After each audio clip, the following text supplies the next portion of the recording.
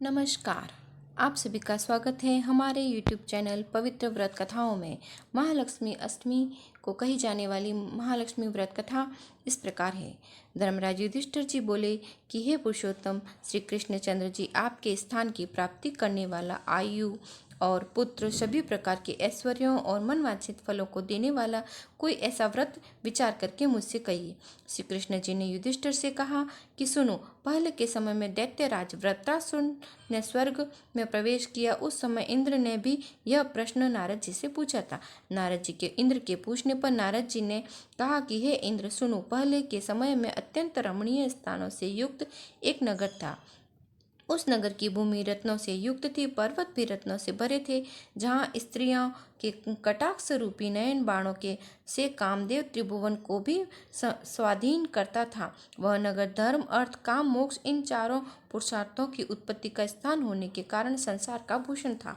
उसकी कारीगरी देखकर विश्वकर्मा भी अपने मस्तक को हिलाता था। ऐसे रमणीय नगर में मंगलमय नाम के राजा थे। उनकी महादुर्भगा चिल देवी तथा यशस्विनी चोल देवी नाम की दो स्त्रियां थीं। किसी समय में मंगलराज चोल देवी के सहित अपने महल की शिखर पर बैठे थे। वहीं पर उनकी दृष्टि में एक स्थान आया। वह स्थान को देखकर वह अत्यंत प्रसन्नचित्त हुए और हंसते हुए उनके दांतों की क्रांति से दिशाओं में उज्जवल हो रहा था। रानी चोल देवी से कहा, हे चंचल नेत्रों वाली, तुम्हारे लिए नंदन वन को भी तिरस्कृत करने वाला एक उद्यान बना दूंगा। रानी ने कहा, हे कांत, आप ऐसा ही करिए। राजा ने उस स्थान पर एक उद्यान बना दिया। वह उद्यान अत्यंत अल्प काल में ही पूरी वृक्षों और लताओं से युक्त हो गया। एक समय उस रमणीय उद्यान में अति घोर, आकाश तक स्पर्श करने वाला, मेघ तुल्य काला रक्त वर्ण वाला, चंचल नेत्रों से युक्त एक शुक्र आ गया। वह अपने हाथों से सूर्य चंद्र का आकर्षण करने वाला शुक्र गर्जना से में प्रलय काल के मेघ के समान आकार अनेक भांति के वृक्षों को तोड़कर नष्ट भ्रष्ट करने लगा। हे युधिष्ठिर, उस शुक्र ने किसी वृक्ष को जड़ से उखाड़ दिया तो किसी को दांतों से नष्ट कर दिया और किसी को अपने दांतों से घिसने मात्र से ही तोड़ डाला और काल के समान कई उद्यान रक्षकों को भी मार डाला। तब उद्यान के रक्षक गण इकट्ठे होकर भयभीत होकर राजा के समीप गए और राजा को सारी बात कह सुनाई। उनकी बातों को सुनकर राजा क्रोध में लाल पीला हुआ। नेत्र से उस राजा ने सैनिकों में घोषणा कर दी, अति शीघ्र जाकर उस शुक्र को मार डालो। इसके बाद राजा भी मदमस्त हाथी पर सवार होकर उद्यान की ओर चल पड़ा। अश्वों के समूह रूपी वस्त्रों से ढकी हुई पृथ्वी को हिलाता हुआ तथा पैदल सेनाओं के शब्द से दिशाओं को पूर्वार्थ करते हुए राजा उद्यान के नजदीक जाकर उसे चारों ओर से घेर लिया। राजा शुक्र को ढूंढते हुए उसी शुक्र के सामने हो गए। तब राजा ने इंद्र से जैसे पर्वतों के पक्ष काटे थे वैसे ही शुक्र को काट दिया। बाण लगते ही शुक्र उद्यान में शरीर छोड़कर दिव्य गंधर्व रूप धारण कर विमान में बैठकर राजा मंगल से कहने लगा। गंधर्व बोला, हे महिपाल, तुम्हारा कल्याण हो। आपने मुझ शुक्र योनि से कैसे छुड़ाया, इसका रहस्य सुनिए। एक समय देवताओं से गिरे हुए ब्रह्मा जी बैठे थे। मैं उनको चंचलपुर आदि तालों से षड जाति सप्त सुरों से युक्त एक गीत गाकर सुना रहा था। गीत गाते गाते मैं गिर पड़ा। इसी कारण ब्रह्मा जी मुझको श्राप दे दिया। मैं पृथ्वी पर जाकर शुक्र हूँ। संपूर्ण राजाओं को जीतने वाला मंगल राज जब तुमको मारेगा तब तुम शुक्र योनि से छूटकर फिर गंधर्व हो जाओगे। इस कारण हे महीपते, मैं इस योनि को प्राप्त हुआ। आज आपके हाथों से मारे जाने के कारण शुक्र योनि को छोड़कर अब मैं तुम पर प्रसन्न होकर देवताओं को भी एक दुर्लभ वर देता हूँ। उसे लीजिए। धर्म, अर्थ, काम, मोक्ष को देने वाला यह महालक्ष्मी व्रत है। इसके चाह से आप संपूर्ण पृथ्वी के राजा हो जाएंगे। अब आप प्रसन्नतापूर्वक अपनी राजधानी को जाइए।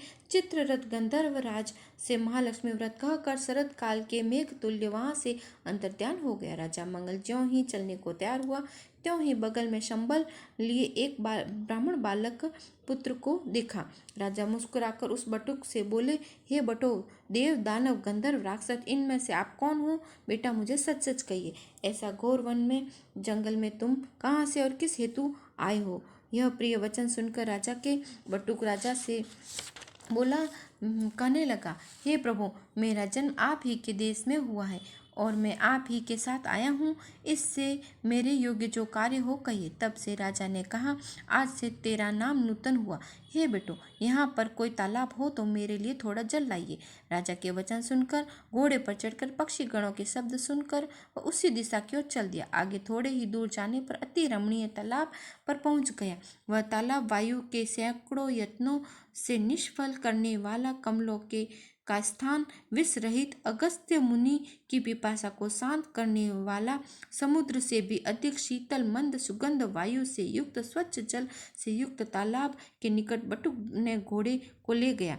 त्यों ही वह कीचड़ में फंस गया और चारों ओर देखता है। वह तालाब के निकट स्त्रियों का समूह को देखकर वह दिगंबरों को धारण किए हुए, दिव्य अलंकारों से युक्त दिव्य कथा कहती हैं। वह बटुक अपने समस्त वृत्तांत को हाथ जोड़कर कहने लगा, हे स्त्रियों, भक्ति युक्त आप क्या कर रही हैं? इसके करने से क्या फल होता है? इसकी क्या विधि है? सब सत्य सत्य मुझसे कहिए। तब स्त्रियां बोली, हे विप्र, एकाग्रचित भक्ति युक्त होकर सुनिए।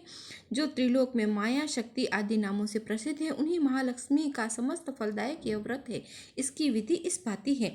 यह व्रत प्रारंभ भाद्र शुक्ल अष्टमी के दिन से किया जाता है। उस दिन प्रातःकाल उठकर 16 बार हाथ पांव मुंह धोकर 16 ग्रंथियों से युक्त होकर एक डोरी, जिसे चमेली के पुष्प, कपूर, चंदन आदि सुगंधित पदार्थों से पूजित कर महालक्ष्मी नमः इस महामंत्र से 16 ग्रंथियों से अभिमंत्रित करें। हे महालक्ष्मी, विष्णु के स्थान से यहाँ आओ। हे देवी, आपके लिए यह पूजन सामग्री मैंने संग्रहित की है। इस प्रकार अक्षत 16 बार दूब को पौधों हाथ में लेकर जल में डुबो कर सिर से हाथ पैरों पर छिड़कें। इस प्रकार अश्विन कृष्ण अष्टमी तक नित्य प्रति अक्षत लेकर कथा सुने। 16वें दिन कृष्ण पक्ष की अष्टमी को सायंकाल जितेंद्रिय होकर स्नान कर श्वेत वस्त्र पहनकर पूजागृह में जाना चाहिए। वहां पर पूर्व दिशा में मुख कर आसन पर बैठकर अष्टदल श्वेत पत्र कमल बनाए। कमल दल के किनारे इंद्रादिक शक्ति लिखे। कर्णिका में श्वेतांगी श्वेत पत्रों से विभूषित कमल दल, मुखारविंद वाली, चंद्र बदन वाली, के तुल्य क्रांति वाली चतुर्भुज, 2 हाथों में कमल, फिर अभय देने वाली, वर देने वाली, दोनों ओर से हाथी की सूंडों से जल से संचित की जाती हुई अटल छत्र वाली महालक्ष्मी का ध्यान करें।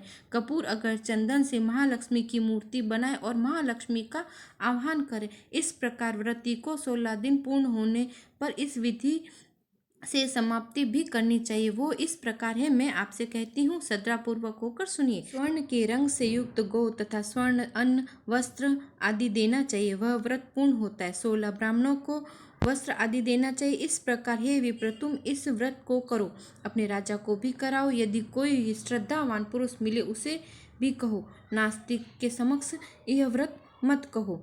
इस प्रकार स्त्रियों को नमस्कार कर के घोड़े को कीचड़ से निकालकर उसे पानी पिलाकर कमल के पत्तों में राजा के लिए जल लेकर वह घोड़े पर चढ़ गया और राजा के पास आया। राजा को जल देकर उसने व्रत का राज राजा से कहा और वह व्रत राजा को करवाया। वह राजन घोड़े पर सवार होकर निज पुरी के निकट जा पहुंचा। राजा के को आते देख कर पुरवासियों ने तुरी आदि बाजाओं को बजाते हुए, बाहुओं के झुंड के लिए मालाओं और कलशों को लिए सिर पर रखे हुए घंट आदि शब्द करते हुए उसे वह नगर अत्यंत शोभायमान हो रहा था। मार्ग में वीरांगनाएं राज दर्शन करने के लिए नृत्य कर रही थी। वह चंचल हार लिए तो कुछ मुक्त केशों वाली, कुछ आंखों में अंजन लगाए हुए। इस प्रकार उन अनेक स्त्रियों ने राजा को आते देखा, उनका स्वागत किया। उनको आते देखते राजा बटुक के सहारे घोड़े से उतरकर राजा मंगल पट रानी चोल देवी के मकान में आए। जाते ही राजा को देख रानी ने हाथ में बंधा डोरा देखा। रानी ने विचार किया कि यह राजा शिकार के बहाने किसी दूसरी स्त्री के पास गया था, उसी के सौभाग्य के कारण राजा ने हाथ में डोरा बांधा है। उसी का भेजा हुआ यह बटुक मुझे देखने के लिए यहाँ आया है। यह विचार कर रानी ने डोरा तोड़कर पृथ्वी पर फेंक दिया। उसी समय देववश्चील देवी की एक दासी राजा को देखने आई हुई थी। उसने डोरा उठाकर कारण और व्रत पूछ लिया। दासी ने चील देवी के पास जाकर व्रत बताया और बटुक को बुलाकर महालक्ष्मी का व्रत किया। तदनंतर 1 वर्ष बीत जाने के बाद महालक्ष्मी की पूजा के दिन चील देवी के मकान में बाजाओं के शब्द हुए। यह शब्द राजा ने सुने। तब राजा सचेत होकर कहने लगा, अरे आज तो महालक्ष्मी जी का पूजन का दिन है और वह डोरा कहाँ गया। इस बात पूछने पर बटुक ने चोल देवी द्वारा डोरा तोड़े जाने का हाल सब कह सुनाया। चोल देवी पर क्रोधित होकर कहने लगा, आज मैं चील देवी के घर में जाऊंगा। और यह विचार कर वह बटुक को साथ लेकर महालक्ष्मी का पूजन करने निमित्त चील देवी के घर गया। उसी समय वृद्ध स्त्री का रूप धारण कर महालक्ष्मी चोल देवी के मकान पर आई। तब चोल देवी वृद्धा रूप धारण किए महालक्ष्मी से कहने लगी, हे दुष्टा, तू यहाँ से शीघ्र चली जा। मेरे घर में आने का तेरा क्या अर्थ है। यह दुष्टा चोल देवी से अपमानित हो महालक्ष्मी उन्हें श्राप देकर तुम शुक्री मुखी हो जाओ। इसके पश्चात चील देवी के मकान पर गई। वहां पर महालक्ष्मी अनेक प्रकार से सम्मानित और पूजित किया गया। तब लक्ष्मी जी ने वृद्धा रूप छोड़कर साक्षात रूप धारण किया। तब चील देवी ने पंचोपचार से भली भांति साक्षात दंडवत कर लक्ष्मी जी का पूजन किया। लक्ष्मी जी ने प्रसन्न होकर चील देवी से वर मांगने के लिए किया। लक्ष्मी ने कहा, मैं तुम्हें पूजन से संतुष्ट हुई हूँ, इसलिए जो चाहो वर मांगो। तब चील देवी ने शुभ शुभ युक्त वर मांगने लगी, हे सुरेश्वरी, आप यह उत्तम व्रत जो करे उसका घर जब तक न छोड़े सूर्य चंद्र हैं तब तक तुमसे पूर्ण रहे। आज से इस व्रत की राजा की समृद्धि होवे और मेरा अटल भक्ति आप में रहे, मेरे लिए सदैव स्थिर रहे।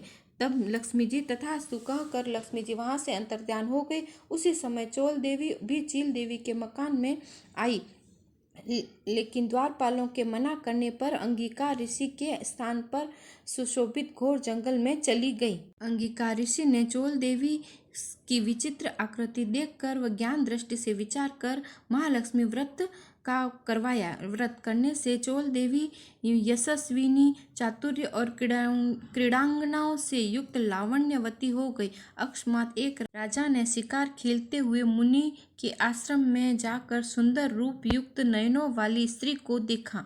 देखकर मुनि से पूछा कि आपके स्थान में यह दिव्य रूप धारण किए हुए स्त्री कौन है। मुनि ने चोल देवी का समस्त वृत्तांत कह सुनाया। राजा ने समर्पित किया। राजा नगर में जाकर चील देवी और चोल देवी से युक्त अनेक भोगों को भोगने लगा। दोनों रानी और राजा से मिलकर रहने लगी, जैसे गंगा जमुना साथ में मिलकर रहती है। राजा समस्त द्वीपों से युक्त पृथ्वी पर राज करने लगा। बटुक बृहस्पति की भांति राजा मंगल का मंत्री हुआ। हे युधिष्ठिर, नारद जी से कहे गए इस व्रत को इंद्र ने किया। इसके करने से महालक्ष्मी धन धान्य पृथ्वी घोड़े यश आयुष कीर्ति यश देती है। हे युधिष्ठिर, तुम भी यदि यह व्रत धर्म अर्थ काम मोक्ष को चाहो तो करो। यह उत्तम व्रत जो करे वह कथा श्री कृष्ण जी ने युधिष्ठिर जी से कही थी। और हे श्रोतागणों, मैं यह व्रत कथा आपसे कहती हूँ। आप अपनी मनोकामना की पूर्ति के लिए यह व्रत सबको करना चाहिए। महालक्ष्मी माता की जय।